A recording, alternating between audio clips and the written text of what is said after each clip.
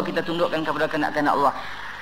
Tetapi itulah kita sudah selalu kita katakan, kita melaksanakan amal saleh itu macamlah kita menanam tanaman. Sepertilah kita berkebun, berladang. Kadang-kadang kita berladang, bercucuk tanam itu lebih mudah daripada menjaga ladang.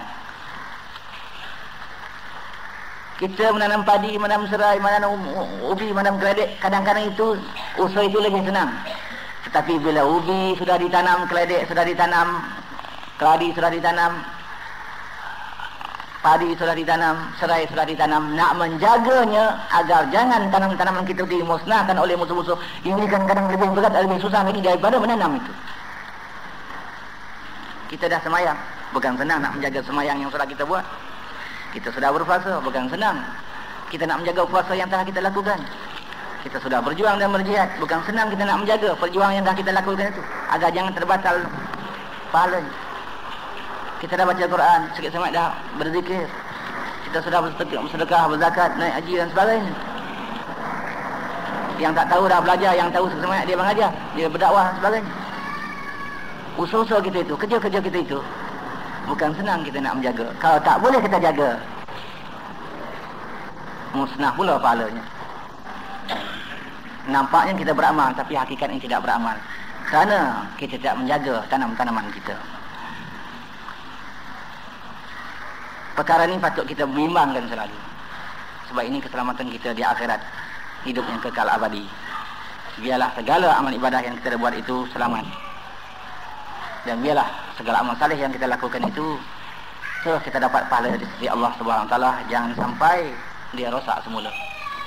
Jadi untuk kita takut dalam soal ini, dan untuk menyelamatkan amal kita agar jangan sampai amal kita itu musnah semula. Seperti tanam-tanam tadi dah kita tanam dengan sebaik-baiknya, dia akan musnah semula oleh musuh-musuhnya. Saya nak membaca, saya rasa hadis silap dalam buku ini untuk panduan kita bersama. Saya terjemahkan saja.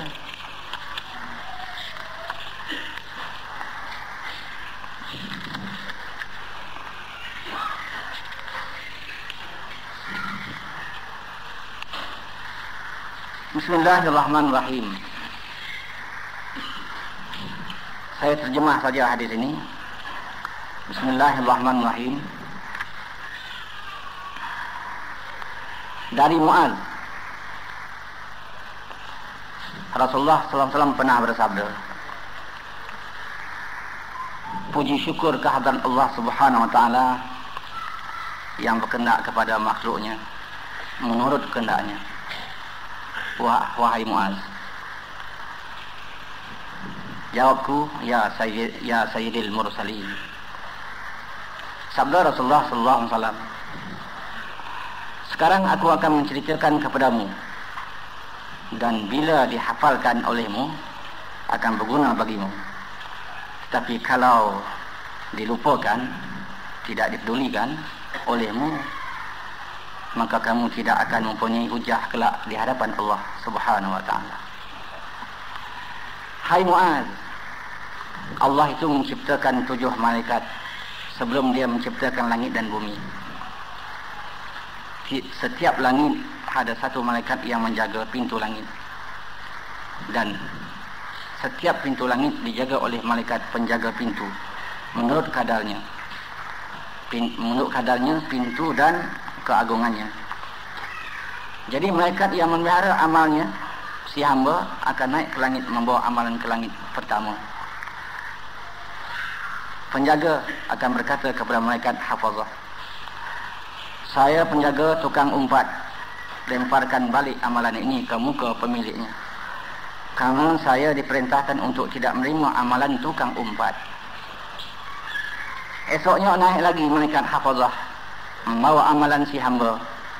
Di langit kedua, penjaga pintunya berkata, lemparkan balik amalan ini ke muka pemiliknya, sebab dia beramal kerana mengharapkan keduniaan.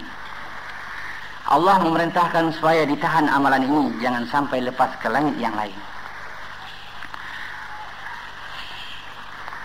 Kemudian naik lagi malaikat hafazah ke langit ketiga, membawa amalan yang sungguh indah. Penjaga langit berkata, lemparkan balik amalan ini ke muka pemiliknya, kerana dia seorang yang sombong. Rasulullah sallallahu alaihi wasallam meneruskan sabdanya berikutnya. Malaikat hafazah membawa lagi amalan si hamba ke langit keempat. Lalu penjaga langit itu berkata, lemparkan balik amalan ini ke muka umpunyanya. Dia seorang yang ujub. Allah memerintahkan aku menahan amalan si ujub. Seterusnya amalan si hamba yang lurus ke langit kelima dalam keadaan bercahaya-cahaya dengan jihad, haji, umrah dan lain-lain. Tapi di pintu langit penjaganya berkata, ini adalah amalan tukang hasad. Dia sangat benci pada nikmat yang Allah berikan pada hambanya. Dia tidak redha dengan kehendak Allah. Sebab itu Allah perintahkan amalannya dilemparkan balik ke mukanya. Allah tidak terima amalan pendengki dan hasad. Di langit keenam, penjaga pintu akan berkata, saya penjaga rahmat. Saya diperintahkan untuk melemparkan balik amalan yang indah ini ke muka pemiliknya. Kerana dia tidak pernah mengasihi orang lain. Kalau orang dapat musibah, dia berasa senang.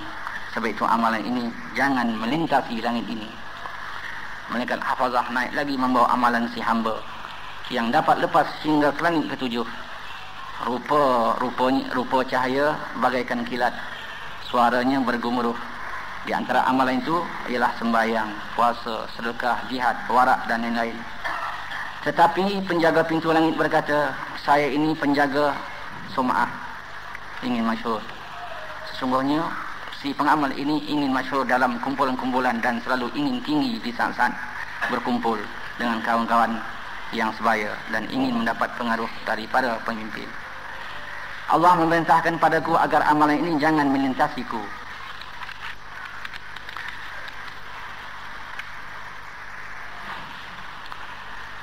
Tiap-tiap amalan yang tidak bersih karena Allah, maka itulah riya.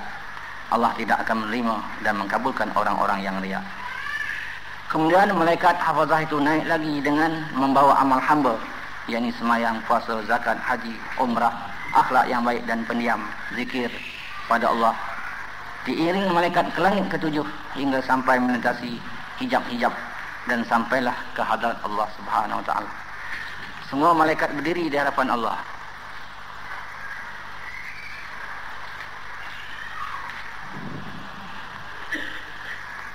Dan semua menyaksikan amalan itu sebagai amalan soleh yang betul-betul ikhlas untuk Allah.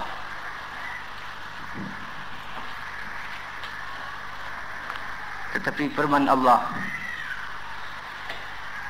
hafazah sekalian, pencatat amal hambaku, aku adalah mengintip hatinya dan aku lebih mengetahui apa yang dimaksudkan oleh hambaku ini dengan amalannya.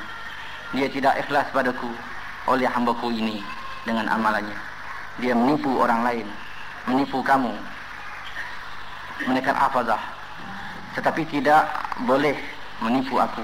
Aku adalah maha mengetahui. Aku melihat segala isi hati dan tidak akan terlindung bagiku apa saja yang terlindung. Pengetahuanku atas apa yang telah terjadi adalah sama dengan pengetahuanku atas apa yang bakal terjadi. Pengetahuanku atas orang yang terdahulu adalah sama dengan pengetahuanku ke atas orang-orang yang datang kemudian. Kalau begitu, bagaimana hambaku ini menipu aku dengan amalnya ini? Lanatku tetap padanya. Dan ketujuh malaikat berserta 3,000 para malaikat yang mengiringnya pun berkata, ya Tuhan, dengan demikian tetaplah lanatmu dan lanat kami sekalian bagi mereka. Dan semua yang di langit turut berkata, tetaplah laknat Allah padanya dan laknat orang yang melaknat.